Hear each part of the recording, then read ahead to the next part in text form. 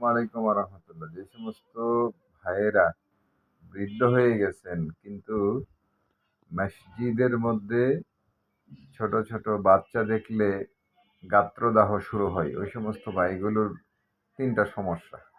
প্রথম সমস্যা হচ্ছে ওনার ইসলাম সম্পর্কে কোনো জ্ঞান নেই, মাসলা মাসাইলের জ্ঞান নেই। দ্বিতীয়ত হচ্ছে উনি এই বয়সে মসজিদে যাননি।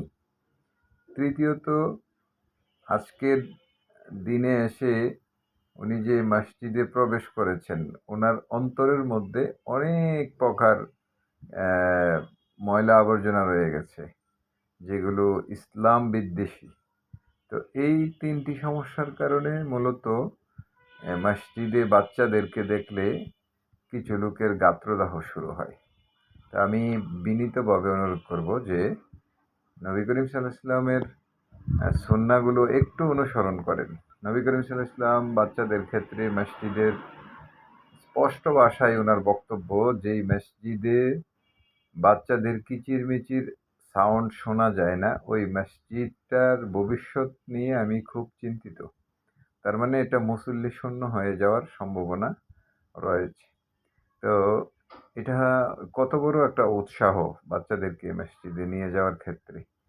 দ্বিতীয়ত যে ব্যাপারটা, নবী করিম সাল্লাল্লাহু আলাইহি ওয়াসাল্লাম যখন সেজদারত হইতেন বা রুকুতে যাইতেন, হাসান হুসাইন ওনার গাড়ের উপর, ওনার পিঠের উপর বসে ঘোড়ার দৌড়ের মতো করে ব্রো ব্রো এরকম ভাবে আওয়াজ করতেন। তো কেউ যদি হাসান হুসাইনকে টেনে নিয়ে যেতেন, নবী করিম সাল্লাল্লাহু আলাইহি ওয়াসাল্লাম তাদেরকে বলতেন, তোমরা তাকে কেন সরাই নিয়ে গেলে?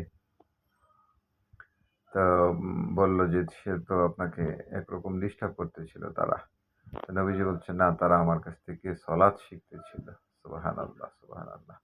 তো আজকের দিনে আপনি যদি আপনার পক্ষে সম্ভব হয়, আপনি যে সমস্ত বাচ্চাগুলো মসজিদে যাচ্ছে তাদেরকে আপনি একটা চকলেট কিনে দেন, তাদের জন্য এক প্যাকেট বিস্কিট হাতে ধরিয়ে দেন, তাদের জন্য 100 টাকা 50 টাকা হাদিয়া ধরিয়ে দেন।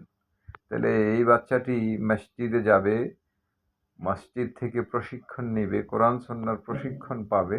সে মসজিদ থেকে তার অন্তরটাকে শীতল করে সে চাঁদাবাজ হবে না, দুর্নীতিবাজ হবে না, সে দখলবাজ হবে না, সে পাচারকারী হবে না, সে পিতামাতার অবাধ্য সন্তান হবে না, সে মানুষকে সৎ কাজের আদেশ করবে, অসৎ কাজ থেকে বিরত রাখবে, জমিন আল্লাহর, আইন চলবে আল্লাহর, সেই লক্ষ্যে সে কাজ করবে। আপনি তো মসজিদ থেকে তাকে এমন এক ধমকি দিয়ে বিদায় করে দিচ্ছেন, সে তো ভয়ে আর কোনোদিন মসজিদে ঢুকলো না। তো যেই ছেলেটাকে আপনি চোখ রাঙিয়ে, রক্তচক্ষু দেখিয়ে মসজিদ থেকে বের করে দিলেন, আপনি তো একটা প্রজন্ম নষ্ট করে দিলেন। তা আপনার এই কপালের দাগ, আপনার এই যে সাদা জামা পরে মসজিদে আসা যাওয়া, এটা আল্লাহর দরবারে পৌঁছাবে না। কারণ আপনি এরকম বহু প্রজন্ম নষ্ট করেছেন। তো আমরা যেন মসজিদে বাচ্চাদেরকে সাদরে গ্রহণ করি, তাকে দেখলে একটা মুচকি হাসি দেই, তার মাথায় একটু হাত বুলিয়ে দেই, তাকে মসজিদে আসার ক্ষেত্রে অনুপ্রাণিত করি। এই বিষয়টুকু আমরা খুব গভীরভাবে খেয়াল করব। আল্লাহ রাব্বুল আলামিন আমাদেরকে মসজিদে বাচ্চাদেরকে অনুপ্রাণিত করে আদর্শিক মানুষ হিসাবে এই বাচ্চাগুলোকে গড়ে তুলে যেন আমরা সত্যিকারের জান্নাতি মানুষে তাদেরকে রূপান্তরিত করার ক্ষেত্রে যথাযথ ভূমিকা পালন করতে পারি।